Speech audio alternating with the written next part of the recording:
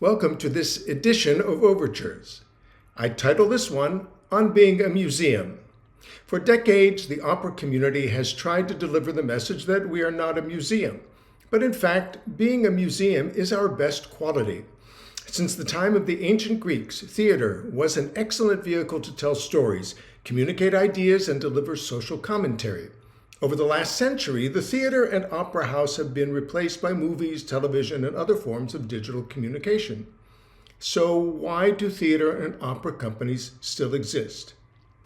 First, humanity craves a connection with its past.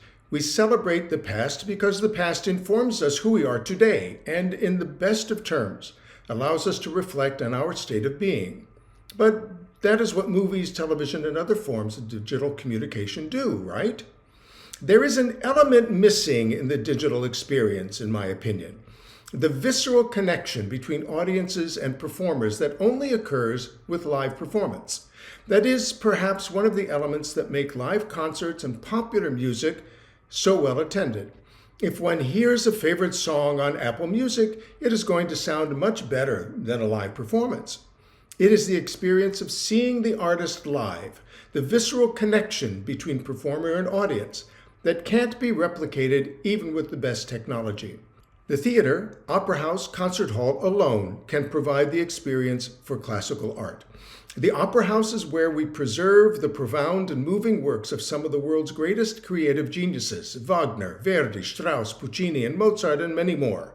And we advance the creation of new works. Unlike a museum, which can display great art for the citizenry to enjoy as they wish, a community must have performing artists to recreate the great works of the opera house, ballet, and theater. Well, if I want to hear opera, I'll go to New York, some may say. But will our school children travel to New York? Will the teacher, bank clerk, paralegal be able to travel to New York? Most likely not.